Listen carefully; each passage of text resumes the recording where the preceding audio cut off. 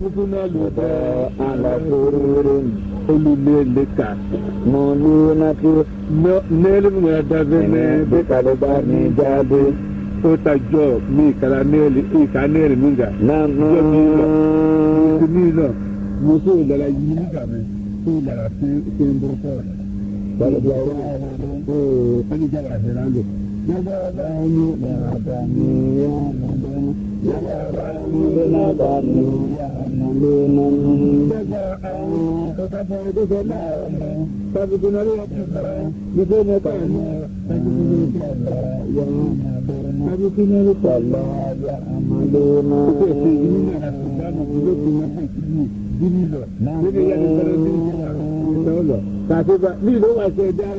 ومن هاجر من بيته إلى الله فكيف خرجه إلى الله إلى الله كتعالى مسلمة فوق كتيسة سيارة فكيف خرجه على الله إبراهيم تعالى سابقون ألم فرابون سابقون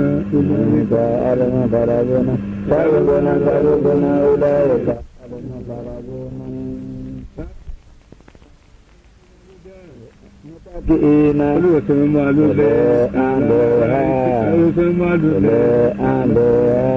Aleluya isemu alati buba futaluka mutakabilina kinyati ni nyono ile ni ramsulu kinyati ni nyono kabaruka ya ina bamungara benelo kata dialo babenyi jafe imaisulo yashesi yewa ba tunelo wa oya madina wa yewa ba sunilo wa oya madina ile mo yashesi ya to misi ya ko se kana ele na heje sunilo ya lio olani ojo lani yen o pa ya so musio lo logun o sibura ki walija wahira jama fena ole gba won na ka ko makasio boli ta lido o dilema jaza Allahu mu bi ma kanu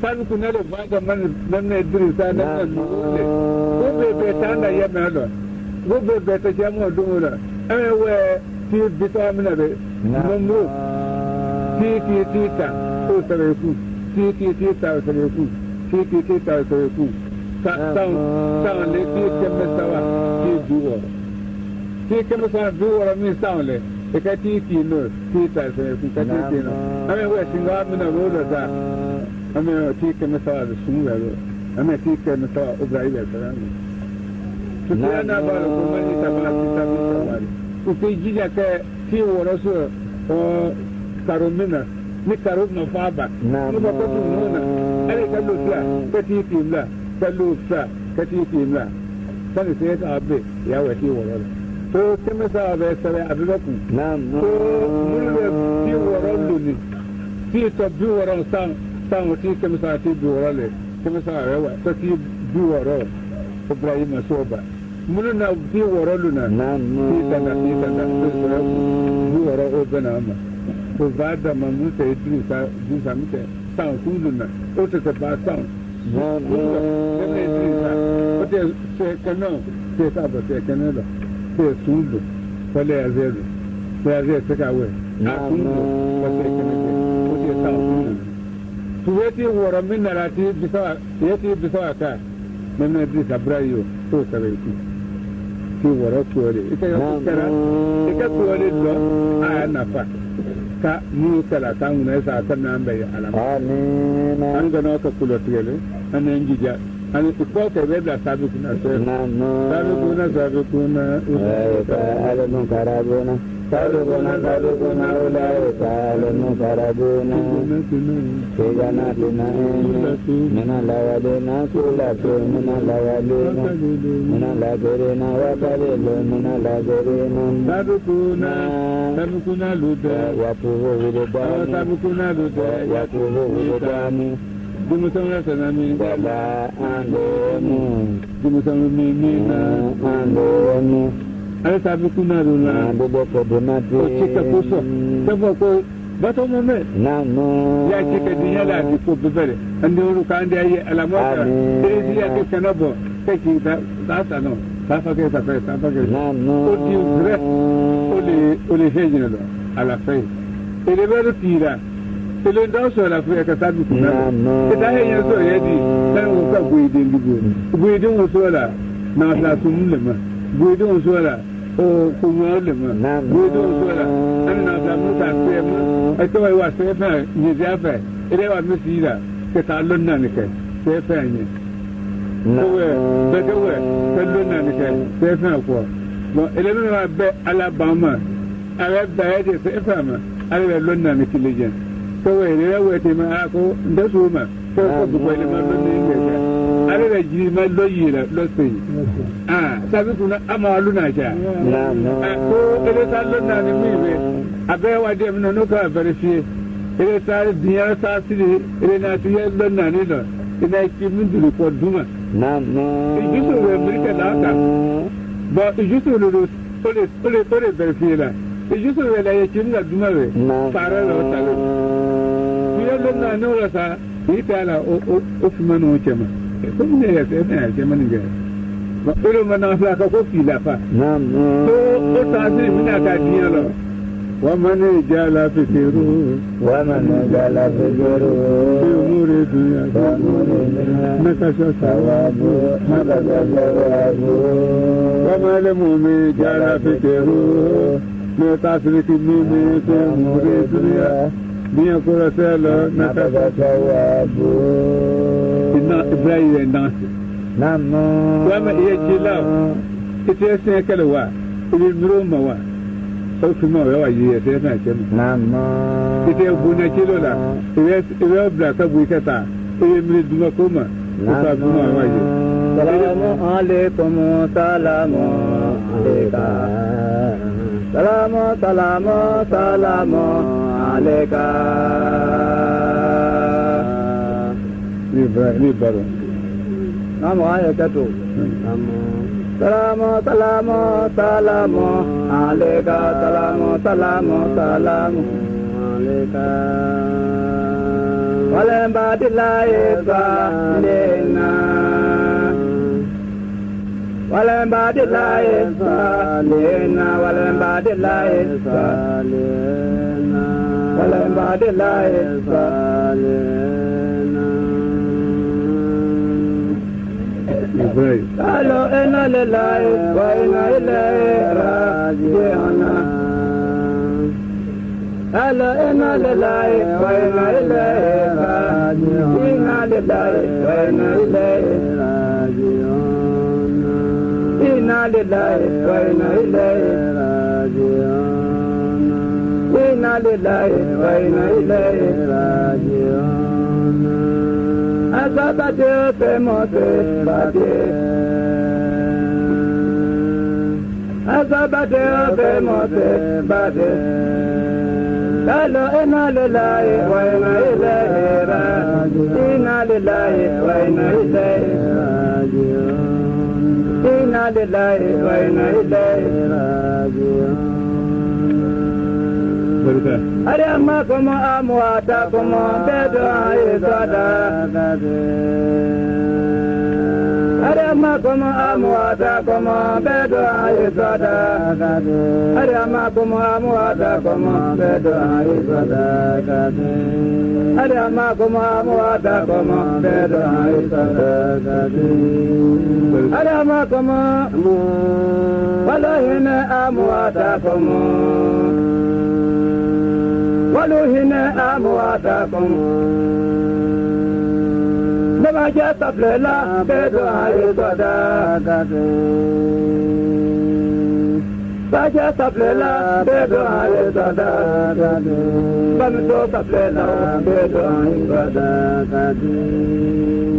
Nama saplela, bedo ale sada kadu. Baja lasna saplela, bedo ale sada kadu. Namo saplela, bedo ale sada kadu. Mamito saplela, bedo ale sada kadu. Noche saplela, bedo ale sada kadu. Benya saplela, bedo ale sada kadu. Adama como amuada como bedo ale sada kadu. Adama como amuada como bedo ale sada kadu. Adama como amuada como bedo ale sada kadu. Barika. Barika barika ali lone. Ita ga bu funga. Amba milona. Bayilo. Ile kundura bu sa. Barika. Hina chomba, hina motela.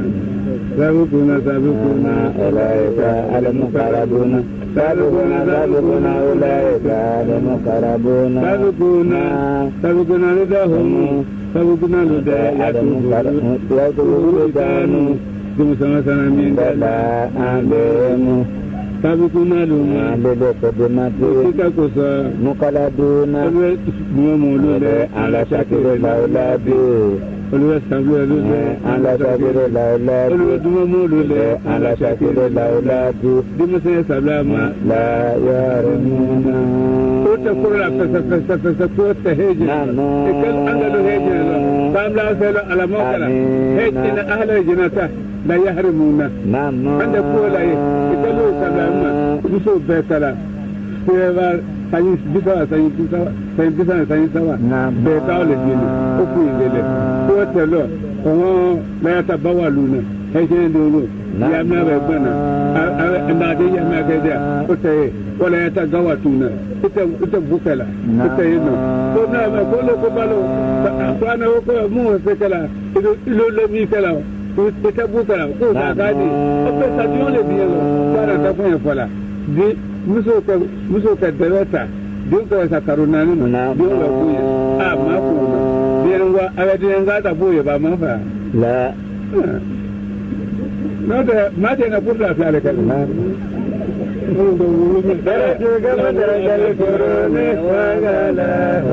ata ga we sala tere ko ga ma de jale corona wa gala mangala wal mare usmeru mufalladi فذاك مرابعهم الشابب رضا فذاك مرابعهم الشابب رضا بيما من الملك الكريم لجودي بيما من الملك الكريم لجودي وسارى تغال جرمي عثراوتي أمول أموي المفادل المتدمد درجك مدرج الكرون وغلا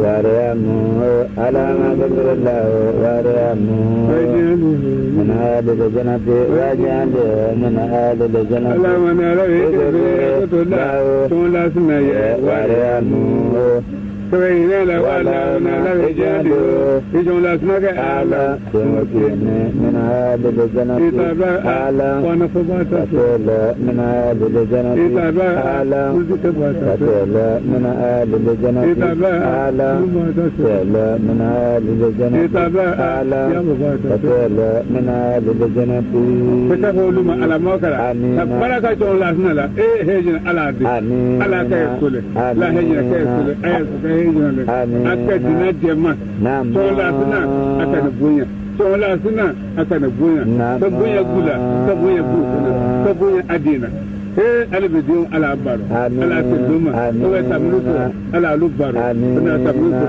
ala lubaro yo ala kana lokuya yo ala kana lokuya amma mo jamiya mamina ya mama so qawluma ala mokara ya ta no mizo kene fasa ala mokara nama mu nama di تتعامى على مكة شيرة تكونوا تني تعامى على مكة إلى مغفر الله واريامو على مغفر الله واريامو من آل الجنة واريامو من آل الجنة على من على ويكفر يا قد الله واريامو يا نالا على على akwana tubu mace famile inda ka nan ba kwana lobo sai ko kwana harafu loki ana ko ka kwana dubu da ko kwana kai dalilin wani alamata ko kai dalilin wani alamata ana da bebe zida dinaya ko ta fadi da ko alamata sabukuna ulaika al-muqarrabuna sabukuna ulaika al-muqarrabuna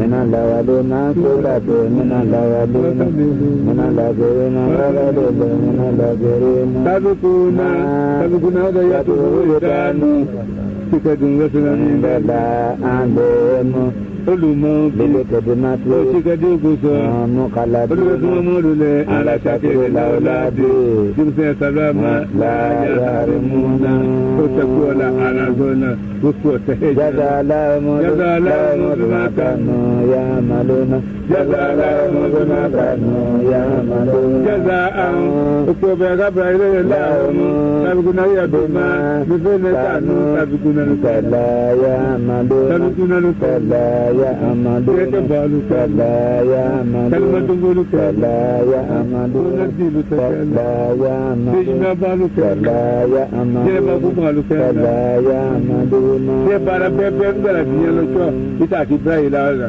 náà tó ń láti rẹ̀ tó bá ń jẹ́ lọ́mọ́ká.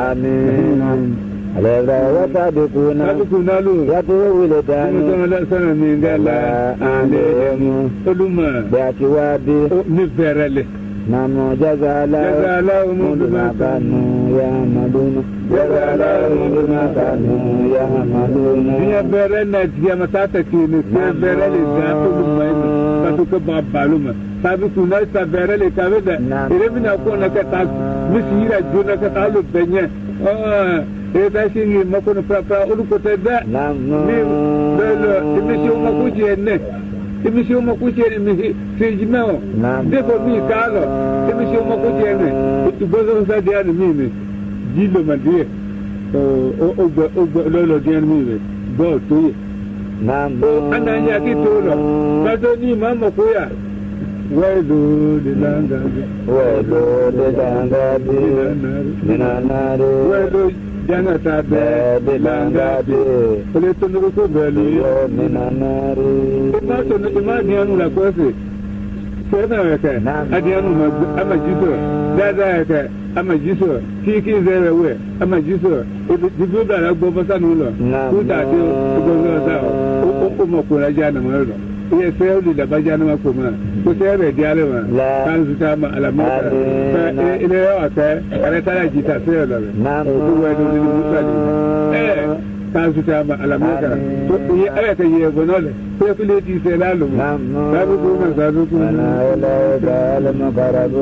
Sabukuna ulaika al-muqarrabuna sabukuna hidayatuhu wildanu jimusa sọ̀rọ̀ ní gala alemu olùmọ̀ gbàtúwádé níbẹ̀rẹ̀ lẹ̀ làǹrà gbàmọ̀tọ́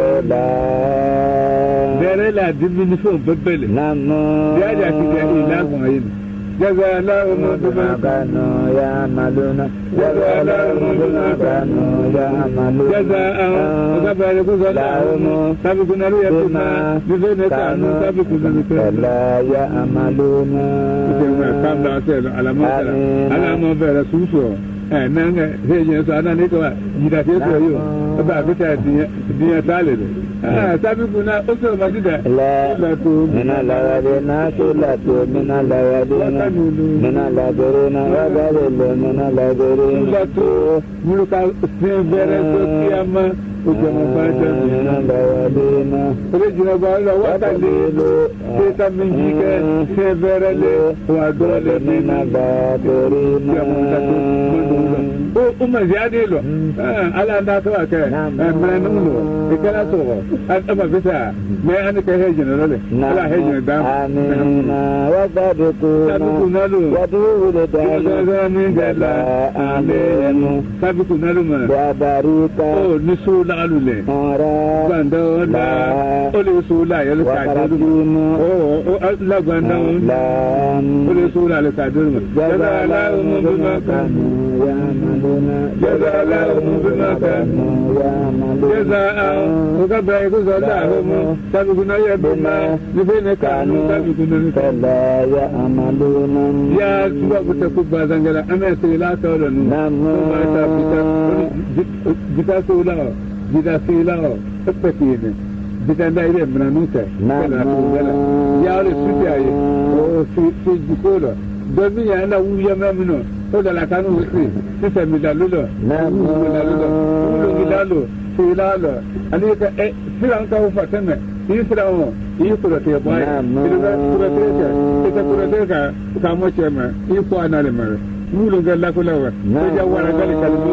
Alfi na hadiku. Fali ya gesilo. Tabu marati. Kou filalu ya kana kunula. Ba kufu siya uvla. Ajuna isi mulu. Safu siya uvla. Salamu aleka. Salamu aleka.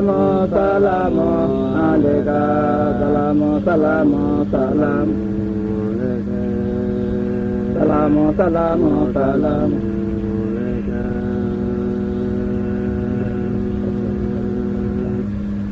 Ya ayyuhallazina amanu. Ya ayyuhallazina amanu. Ya ayyuhallazina alaje.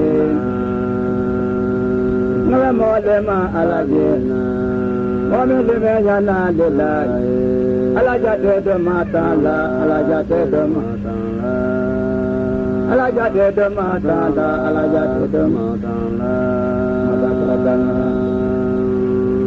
Kalau inna lillahi wa inna ilaihi raji'un. Inna lillahi wa inna ilaihi raji'un. Allah. Baik. Sabquna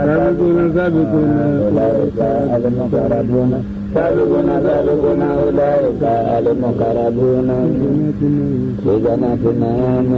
Sabquna anin ko mo ale tamman ku tuma biyo lulu ko na fara ko lulu ka tamisila ta sunlo ka ta itare ta na ali mun na rena ngene nina da ke jina da to sabquna ko su ne da ko ta tungamu ataluna alama amina kallu alashiya lo alama amina ka anji fa bo anye lo alama amina ko duka ka mun go ji falo ita ce tale ala su ta ma ala za ka anji falo ala za ka anji falo kule kulu na ki kuma kala go ile mata heje ne so ita su kana ki mu dole ka mu go ji ada di dino ka di musolo ka di lolo ile dole ji falo ala ta watano ala ta sama wasala ko we buila ala min wata ya ji yada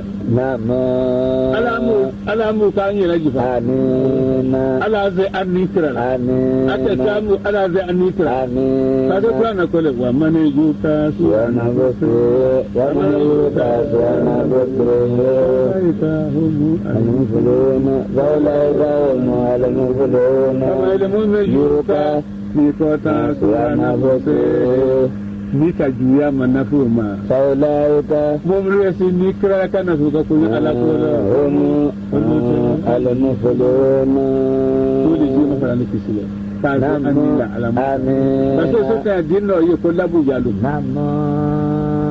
analu la yina ko fo lo anjusulu ni en wato wobe banga juna mi ka di en wata bana tua sotia ta tinko le sotia ta tinko yewe bala duma a di ko tia so tambala adi yela bu yela lulu Dinyango ko so we na ko ta sitan we boy kan ko abe nya labu ya wana dama ko ta wala yi ala na da abe su ta ma ne ajuna juna ko ta bada ma madi umma mu'mina madi wa ta alu na bala ya bani adam ala ta mun sai to na wala kun an dubu mun bi na bada ma ko adama jawlu akana sutya min julaya akana sunna kiri alu na bala ko ala ya nilu men tuna goya adama ko son ni adama jawlu ko lewe aka ta bada masala do adi yalla bu yalo o ka an jusula so nyamima adi yalla ya Allah ko si ya Allah ko akuno ka mo dimbe ala da amin ile ka sabe so te ka mo do ma se malai kude e jita dia watata ina ta o so ko riye tena ka an tanga alata ka mudin alama amina so ta tani adiyo sila aka amura so nyami mo ta ta di fada mo so ta baye di ko di o akura fu fada mo ka di ba ali ko bo timu do alalu me fole ko ata sa ya ke fo bu ka so lumna so ta pati ko ta sala ko ta sala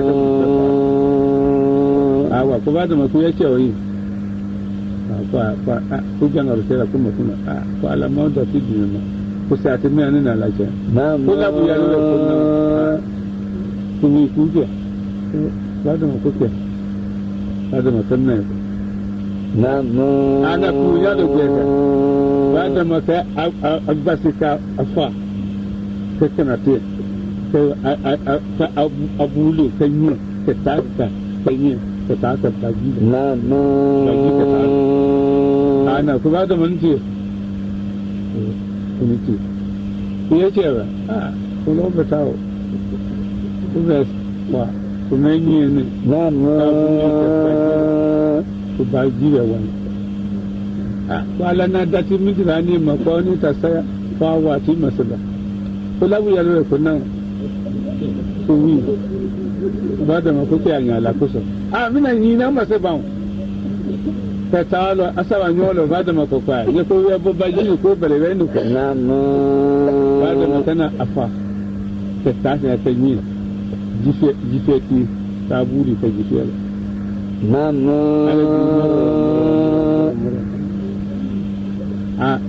buri to mina shi da ko to na ma wado so tem a fe am so lo to no miso so tem mo kala so afa ni si bu bo bo ala ma ko to amina ko ba da ma ye chere a ko no betawo ko be se ne ko no ya ji fange mi ko to ko na da musun na ma wa ko la bu ya ko na ko ya se mi ko me se sisi lo ko ndefra nguza da mu ko ko guso la ile ka ba ko ga da su la di ta mo che mai ba ka ba do go go mu ta ka di shi ala majaka ita ga da ga le shi ni fa ke sa ta hiji anya yo bela ta uwe ta ta di ita wa ma bi kwasa ti ta ya se si da be ala ngi se labu ya luma ala zanjo kai frango kwana ko kwala kama mun na ka labu ya ti je si na o songo ya ni ko no buya ka jama azite sote adimi azisilo o le ya si ba sabiquna ulaika al-muqarrabuna sabiquna ulaika al-muqarrabuna fi jannatin na'im min al-awwalina sulatun min al-awwalina min al-akhirina wa qalilun min al-akhirina sabiquna ulaika al-muqarrabuna Porque mesmo le ya tu ubicano tu sasami gala andemo olumo bikate ni brahmano bima eni ni vere alo ni maeni alo ni maeni ko ya lo heje la ko ma eni grâce kwole namo aji so ani ate tete pa yimu dina amini wa di sabi kuna di musondo ruwa bere faralo kana di pateno na mutawati o dila o te gamu buma